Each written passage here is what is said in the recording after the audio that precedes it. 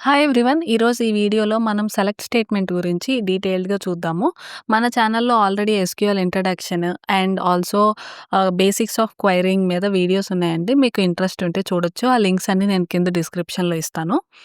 So, ఇప్పుడైతే మనం select statement గురించి చూద్దాం. అండ్ ఆల్సో ఈ వీడియోస్ అన్నీ ఒక సిరీస్ లాగా వస్తున్నాయండి బిగినర్స్‌కి అర్థమయ్యేటట్టు. మీరు ఫస్ట్ నుంచి ఫాలో అయితే మీకు ఇంకా ఈజీగా అర్థమైద్ది. సో, ఇప్పుడైతే ఈ వీడియోలో మనం సెలెక్ట్ గురించి చూద్దాం డీటెయిల్డ్‌గా. ఫస్ట్ అయితే నేను ఒక బేసిక్ కమాండ్ ఇస్తున్నాను. Like select star from one of the table payments. ఇది నేనిచ్చే కమాండ్. ఇదేంటంటే ఇప్పుడు ఫస్ట్ అసలు సెలెక్ట్ అనేది దేని మీద వర్క్ అయిద్దో చూద్దాం. సెలెక్ట్ ఎప్పుడు మనకి కాలమ్స్ మీద వర్క్ అయిద్దండి. ఒక టేబుల్‌లో రోస్, కాలమ్స్ ఉన్నప్పుడు సెలెక్ట్ ఎప్పుడు కాలమ్స్‌తోనే వర్క్ చేసిద్ది.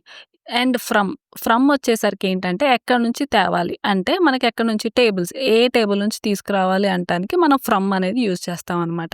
సో, ఇక్కడ నేను పేమెంట్స్ అనేది ఒక టేబుల్ నేము. ఆ పేమెంట్స్ అనే టేబుల్ నుంచి నాకు ఎవ్రీథింగ్ స్టార్ అంటే ఇక్కడ మనకి ఎవ్రీథింగ్ ప్రతిదీ నాకు కావాలి అని చెప్పి నేను ఒక ఇన్పుట్ అనేది ఇచ్చాను. సో, ఇప్పుడు దీన్ని ఎగ్జిక్యూట్ చేస్తే నాకు అవుట్‌పుట్ అనేది ఇదిగోండి మొత్తం టేబుల్ మొత్తం వచ్చింది. Payment ID, order ID, amount, payment date and method. So, ఇదనమాట డీటెయిల్డ్‌గా ఇచ్చింది నాకు.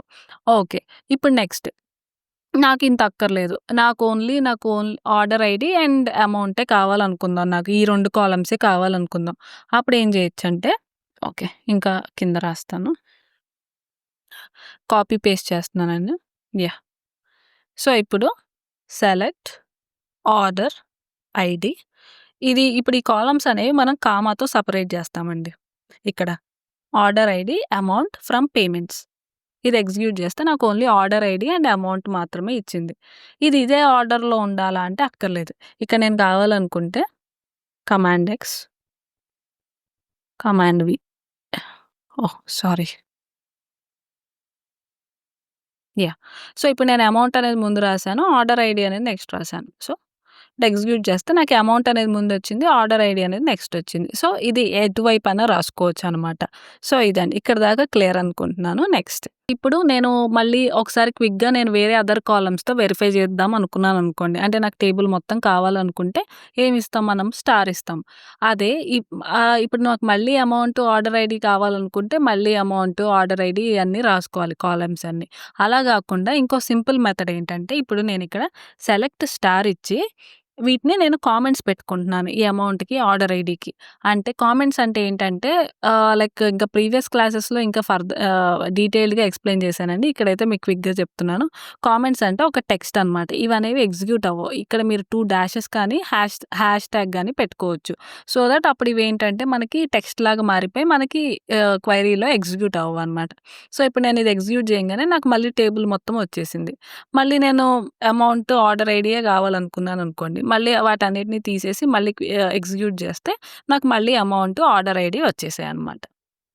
సో, ఇప్పుడు ఇంకొకటి మనం తెలుసుకోవాల్సిందేంటంటే జనరల్‌గా ఇక్కడ మనకి తక్కువ కాలమ్స్ ఉన్నాయి కాబట్టి మనం అమౌంట్, ఆర్డర్ ఐడీ అని పక్క పక్కన రాసేస్తాం.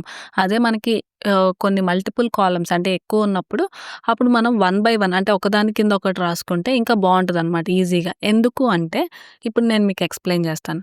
ఫర్ ఎగ్జాంపుల్ ఇక్కడ నేను amount, order ID, comma payment ID, comma method. So, ఇవి కాలమ్స్ నేను కావాలనుకుంటున్నాను. వీటిని ఎగ్జిక్యూట్ చేస్తున్నాను. ఇలా ఎందుకు బావుంటుంది? ఇలా ఎందుకు రాస్తే మనకెందుకు యూజ్ అయిద్ది అంటే, మనకి కాలిక్యులేషన్స్‌కి యూజ్ అయిద్దండి. సెలెక్ట్‌లో మనం కొన్ని కాలిక్యులేషన్స్ అనేవి చేసుకోవచ్చు. దానికి ఈ మెథడ్ అనేది బాగా యూజ్ అయిద్ది. సో, ఇప్పుడు ఫర్ ఎగ్జాంపుల్ నేను అమౌంట్ అనే కాలమ్‌కి ప్లస్ 100 అనేది వా యాడ్ చేద్దాం అనుకుంటున్నాను. సో, ఇప్పుడు ఇది గనక నేను ఎగ్జిక్యూట్ చేస్తే ఇక్కడ చూసారా? మీరు ప్రతి ఒక్క రోలో ఉన్న అమౌంట్‌కి 100 అనేది యాడ్ అయిపోయిందనమాట. సో, ఇది. మనం సెలెక్ట్ స్టేట్మెంట్‌లో నంబర్ ఆఫ్ కాలిక్యులేషన్స్ అనేవి చేసుకోవచ్చనమాట. దానికి మనం ఒక మెథడ్ అనేది ఫాలో అవుతాం. ఆ మెథడ్ ఏంటంటే పెమ్డాస్.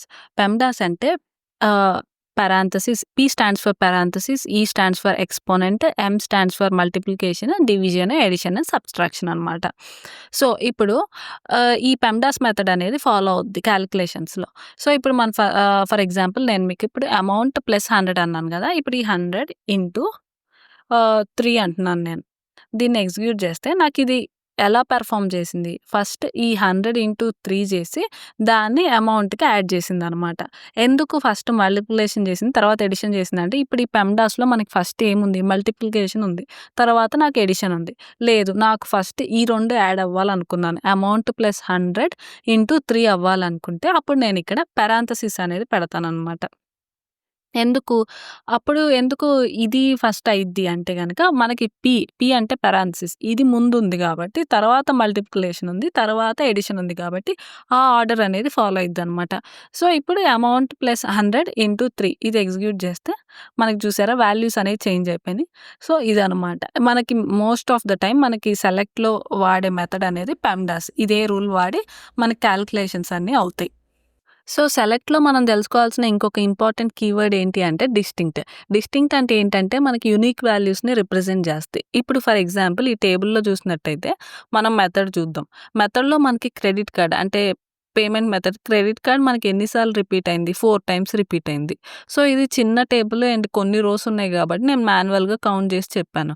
అదే మనకి పెద్ద టేబుల్ అండ్ కొన్ని థౌసండ్స్ ఆఫ్ రోస్ ఉన్నాయనుకోండి. అప్పుడు మనం చెప్పలేం గదా! అప్పుడు ఈ డిస్టింక్ట్ అనేది మనకు బాగా యూజ్ అయిద్దనమాట. సో, ఇప్పుడు ఫర్ ఎగ్జాంపుల్ ఇక్కడ నేను సెలెక్ట్ డిస్టింక్ట్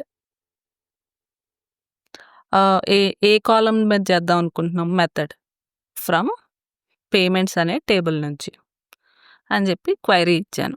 ఇప్పుడు దీన్ని ఎగ్జిక్యూట్ చేస్తే నాకు చూసారా యూనిక్ వాల్యూస్‌ని ఇచ్చింది. అంటే credit card, UPI, PayPal, debit card ఈ 4 వాల్యూస్ ఉన్నాయి యూనిక్‌గా అని చెప్పి చెప్పిందనమాట. సో, దీనికి మనకి డిస్టింక్ట్ అనేది బాగా యూజ్ అయిద్ది. అయితే ఈ డిస్టింక్ట్ మనకి డేటాని బట్టి మారుతుంటది. అంటే ఇప్పుడు for example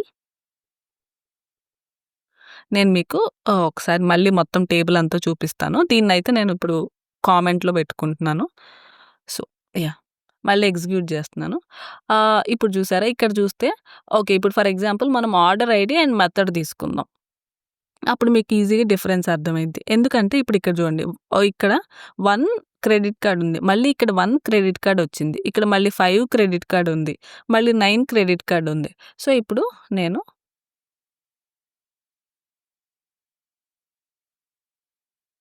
order order ID method execute చేస్తున్నాను. సో, ఇప్పుడు చూస్తే గనక మనకి 1 క్రెడిట్ కార్డ్, మళ్ళీ 5 క్రెడిట్ కార్డ్, మళ్ళీ 9 క్రెడిట్ కార్డ్, మళ్ళీ ఇందాక మనం చూసినట్టయితే మనకి 2 టైమ్స్ 1 క్రెడిట్ కార్డ్‌లున్నాయి. కానీ ఇక్కడ మాత్రం ఒక్కసారే 1 క్రెడిట్ కార్డ్ వచ్చింది. అంటే డూప్లికేట్స్‌ని డిలీట్ చేసి ఓన్లీ యూనిక్‌గా ఉన్న వాల్యూసే ఇచ్చిందనమాట.